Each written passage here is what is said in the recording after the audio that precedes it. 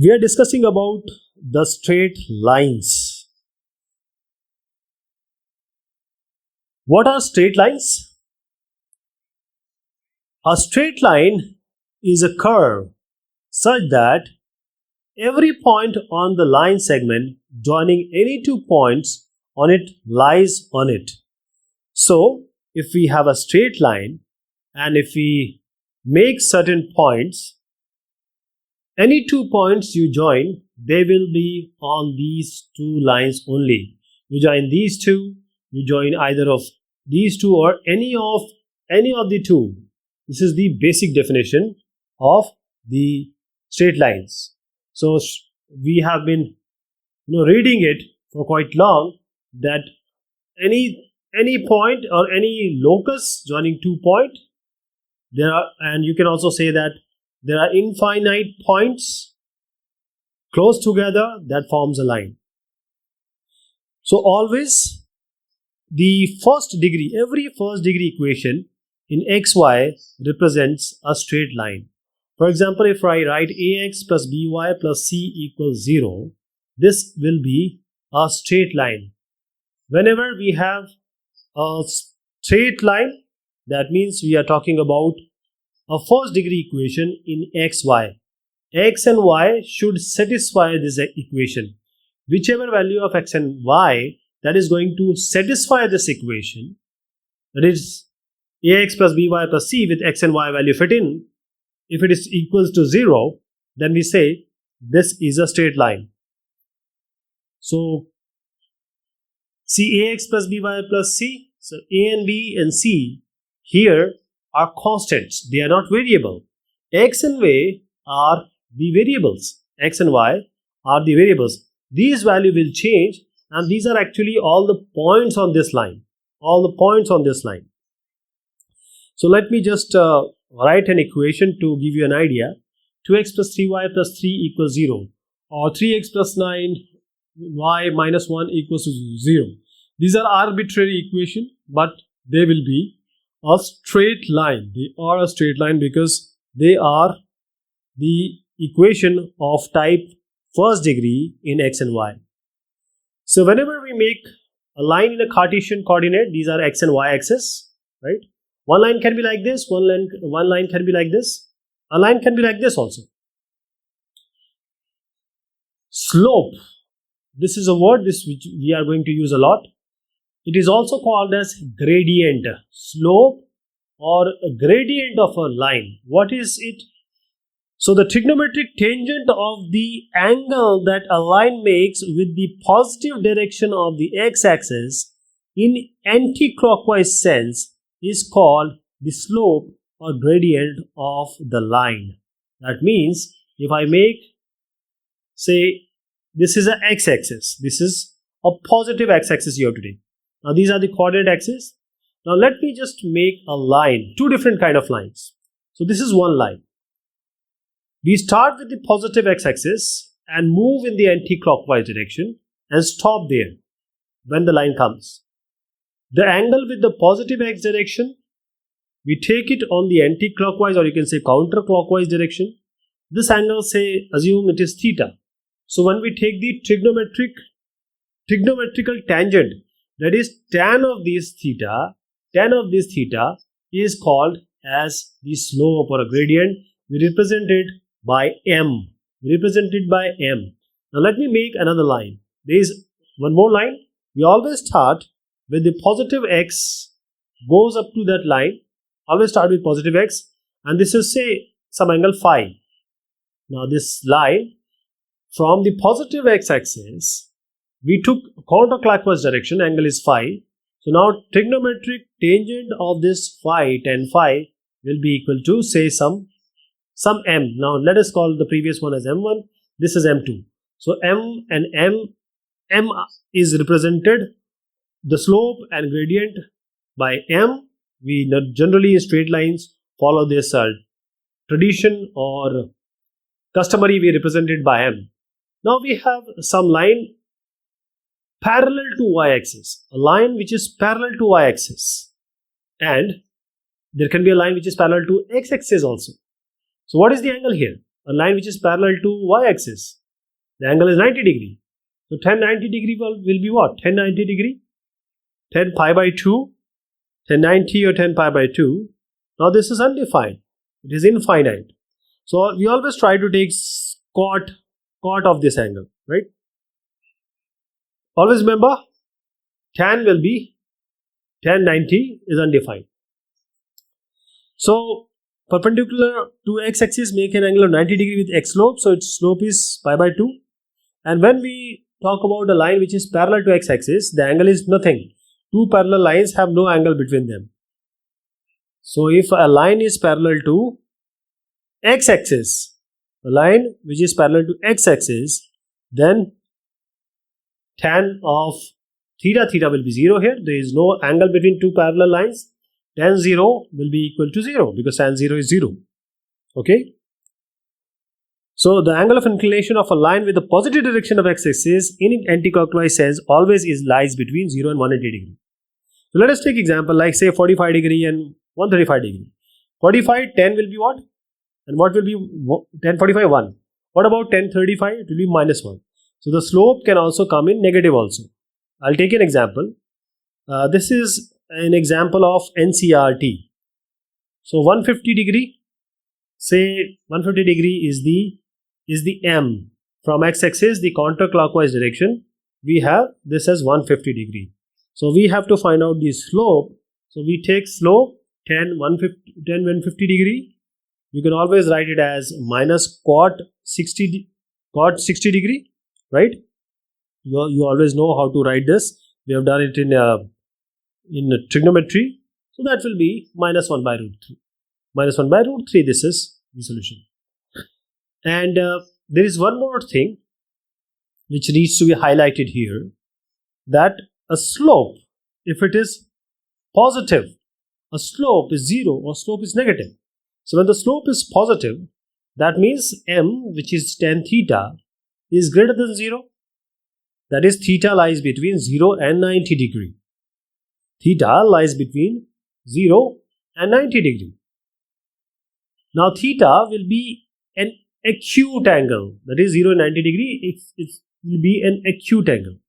When the slope is 0, that is m equals tan theta, which is tan 0. So tan theta is 0, theta will be 0.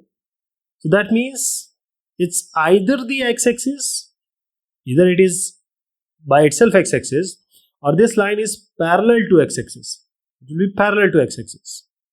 Now if the slope is negative, say the slope is negative, when we say m, which is tan theta, should be less than 0. Slope is negative, m tan theta is less than 0.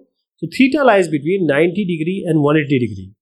So theta lies between 90 degree and 180 degree. That is, theta is now an obtuse angle. It is an obtuse angle. Now if we extend this slope discussion, is the slope of a line in terms of coordinates of any 2 points on it. So if we have, say, coordinate axis and there is a line, and how to find this slope? We take a theta, take tan theta, and theta is the counterclockwise direction angle with respect to x-axis. Now if we have 2 points, say x1, y1, and this point is x2, y2. 2 points are there, x1, x2, and y1, y2. These are coordinates. And how to find out the slope of a line in terms of coordinate of any 2 points on it? So if we make just a triangle, you see this is a proper triangle. This angle will also be theta because of the parallel line characteristics. Then this will be y2 minus y1, this length.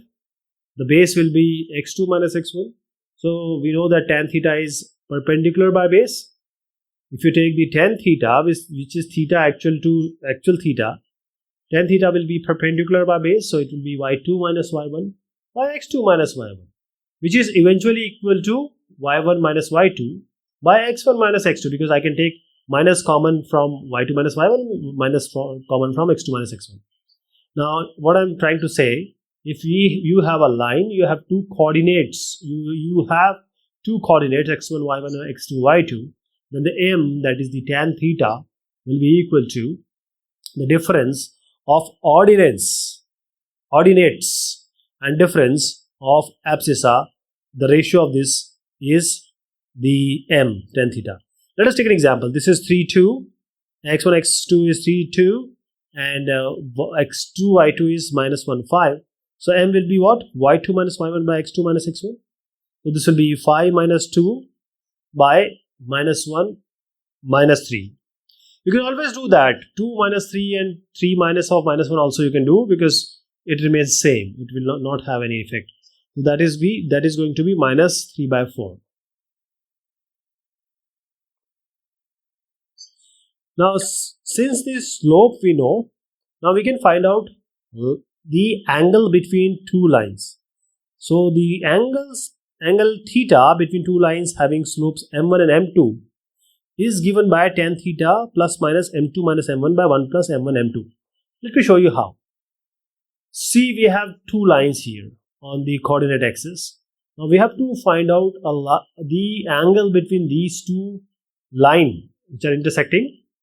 So we say the theta 1 is the angle of first line with respect to x-axis, and theta 2 is the angle with respect to x-axis. So we have m1 as theta 1, m2 as theta 2. Oh, sorry, m1 as tan theta 1 and m2 as tan theta 2. So if you want to find out theta, then tan theta, as I just said, will be equal to m2 minus m1 by 1 plus m1 m2. Remember, it will be plus minus. You have to take it in mod. The result will be plus and minus both. Result will be plus and minus both. Okay. So why this is? Because you have, when we prove this equation, it will be some angle. We will change it to pi minus theta, because tan pi minus theta is minus tan theta, and there has to be, the angle can be in any axis. That is why we have m2 minus m1 by 1 plus m1 m2. We have to put it in mod. That means the answer can be in plus and minus both. Plus and minus both. Okay. So let me give you two more conditions here. The conditions of parallelism of lines and condition of perpendicularity of two lines. So we have two lines, whether they are parallel or not. When we have two lines, are they perpendicular or not? Lines, are they parallel or are they perpendicular? Okay. So we know that the angle between two lines, if the slopes are given, is tan theta equals m2 minus m1 by 1 plus m1 m2. 1 plus m1 m2. This is the angle between two lines. Now what is the parallel? If two lines are parallel, that means tan theta, that is tan 0, equals 0. Tan 0, tan theta, tan 0 is 0. That is m2 minus m1 or m1 minus m2 equals 0. That means m1 equals to m2. So this is a condition when you can say condition of parallelism of a line is m1 equals m2. When two lines are parallel, their slopes are equal. When coming to perpendicular, so tan pi by 2 we don't take generally, because tan by 2 is infinite. So we always take the cot. So cot theta will be what? Cot theta, because tan 90 is infinite, cot theta is 0. So cot theta is 0. So here this tan theta we will invert it. So tan pi by 2 is infinite. So tan theta is m2 minus m1 by 1 plus m1 m2. So what will be cot theta? What will be cot theta? Cot theta will be equal to 1 plus m1 m2 by m2 minus m1. This is always a good way to write it. So cot theta will be equal to, no, not this one. I have to invert it. So it will be 1 plus m1 m2 by m2 minus m1. 1 plus m1 m2 by m2 minus m1, and this equals 0. So the numerator shall be 0. 1 plus m1 m2 equals 0. That is m1 m2 equals minus 1. So this is the condition, that is when two lines are perpendicular, the product of their slopes is minus 1. If m is the slope of a line, then the slope of the perpendicular will be minus 1 by m. So let us take a question here. This is an NCERT question. Without using the Pythagoras theorem, show that A 4 4, B 3 5, and C minus 1 are the vertices of right angled triangle. So let us make a triangle, and you have A, B, C.